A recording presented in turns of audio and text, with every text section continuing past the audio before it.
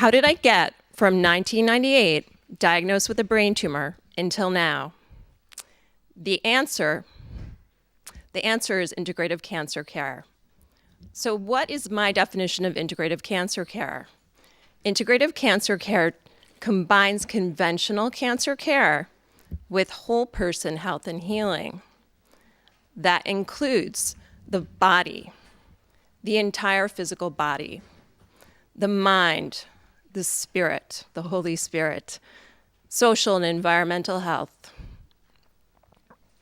Integrative cancer care improves quality of life and cancer-related survival. I have used all of those components since my diagnosis, and my journey continues. I'm going to share some specifics from my course, and then 5 specific tips to hopefully educate, empower, and inspire you to your optimal health and healing. In 1998, with my diagnosis, I collected multiple opinions. I chose to have awake brain surgery at the National Institutes of Health. My neurosurgeons removed the entire tumor along with some surrounding tissue. After surgery, I felt broken. I felt like I needed more healing. I was aware of some biochemical terrain that was imbalanced. I was fearful of my recurrence. I started to learn about complementary and alternative therapies with herbs, supplements, acupuncture, craniosacral work, shamanic work, support groups, psychotherapy, and much more. I also changed my work. I left my job in the US Congress and I joined the cancer community. I started working for cancer nonprofits, as well as a consultant with the Food and Drug Administration and the National Cancer Institute. But I reached at a point where I couldn't continue with my work only including the cancer diagnosis. I needed my work to include other aspects of the whole person.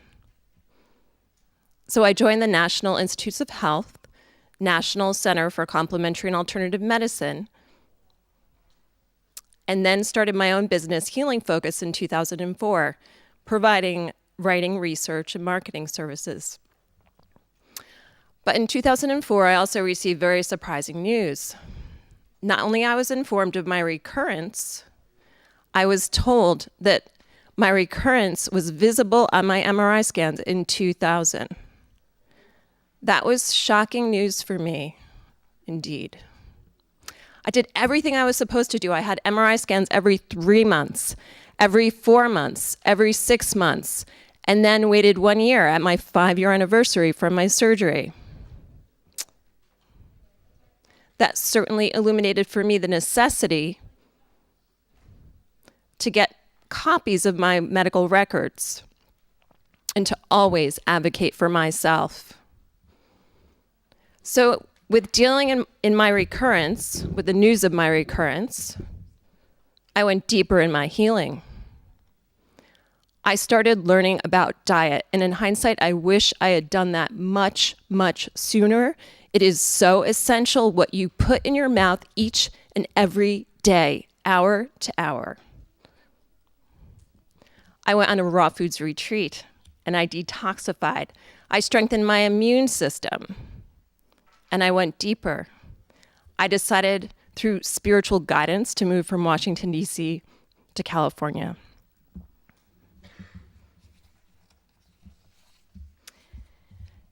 And here in the San Francisco Bay community, in this area, I used various modalities, but none of them were addressing the tumor itself.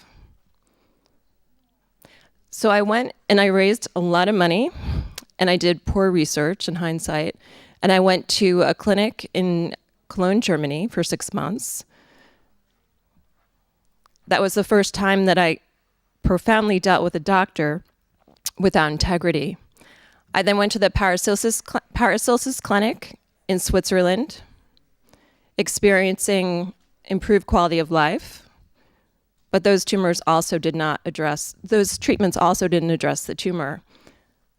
From there, I did the Gonzalez protocol for 2.5 years. Nicholas Gonzalez in New York City, if you're not familiar with him. Very rigorous protocol. And with some improvements in my quality of life there, I also had some challenges at the same time. My next step was back to Germany, to the Biomed clinic. It's a different clinic than what I was treated at previously. I went there 4 times over a year. I continued the treatments when I was here, but they also were not addressing the tumor itself. Last August, I became very sick, and I absolutely needed my second surgery. September 1st of 2011, I had my surgery at UCSF, and my healing continues. I am passionate about integrative cancer care, and I am passionate about healing. Now, what are the 5 specific tips to educate, empower, and inspire you for your optimal health and healing? The first is so essential and so powerful and so simple and so challenging at the same time. It's self-care. Caring for yourself is about caring for yourselves, moment to moment. And that includes the body, through diet, through thinking, through stress reductions, through exercise, through sleep, through anti-inflammation, through vitamin D, and through other components, through a quality integrative provider. It includes mind-body wellness, spiritual vitality, social connections, a clean and green environment. It is your full responsibility each and every day to give time and attention to your whole person. Along with self-care, the second tip is self-advocacy. Self-advocacy is advocating for yourself. As a cancer patient, it involves conducting research, seeking multiple opinions, asking quality questions.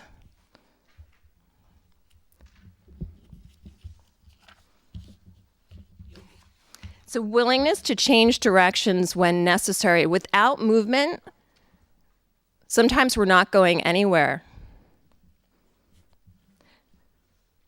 Along with self-care and self-advocacy, the third tip is fundamental to who we are. It's soul and spirit. We are all on a spiritual journey. Life experiences are an opportunity for our soul's evolution. Illness opens a gateway to go deeper into the soul. Illness is an invitation to look deeper into self, cultivate new levels of knowledge and understanding of what it is to be alive. It's a further connection and embodiment of soul and spirit guides us through life. And that is where our intuition comes through. Along with self-care, self-advocacy, soul and spirit, the fourth tip is passions and purpose. Our passion comes from our heart. It's unique for who we are. It's in the details. The purpose comes from the core and your embodiment of body, mind, heart, soul, and spirit. It's your unique meaning in life. And as you gain more knowledge and express your passions and purpose, that strengthens your innate healing capacity. Now, the fourth tip is a practice that you can take with and use every day of your life. I invite you to put your hand on your heart and feel your feet on the ground and close your eyes and feel your breath. and ask yourself and just listen what you need to do for your self-care, for your self-advocacy, for your soul and spirit, for your passions and purpose, and listen.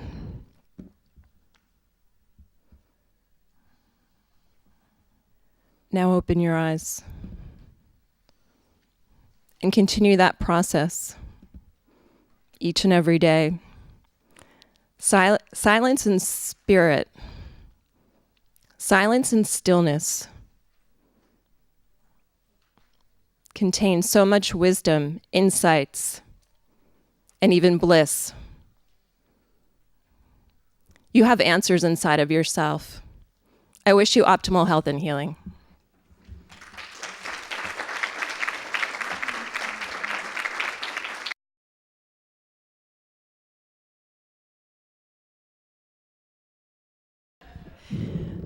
It's research. I mean, it's essential research for each cancer patient to perform and to see what they need for their individuality. I mean, I was guided to go to Germany, and I wish in some ways that I didn't go to the clinic that I did, but emotionally, mentally, spiritually, I grew when I was there. So I have to see the purpose of that. So for each person to do research and to see who's in your community and to outreach and to see who you're meeting in that path. I don't think there are any accidents. There are never any accidents.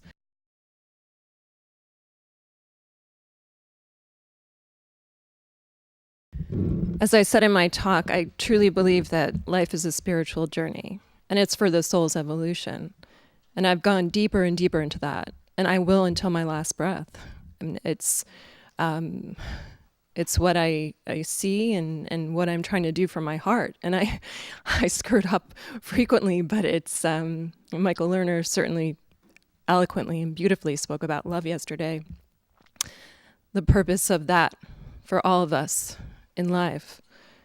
And I, as I also said in my talk, feel and know so fully about passions and purpose. And it's the purpose. And yeah, my illness has pushed me to focus on my healing. And I could, want to get a PhD or become a yoga teacher or get a PhD in agriculture, or just something different. I don't have to become a cancer advocate. I don't need to become an educator about health and healing, but I truly feel that is my purpose, and it'll continue to evolve. So it's going into my heart, going into my breath, and really listening and having a conversation with God. God guides me.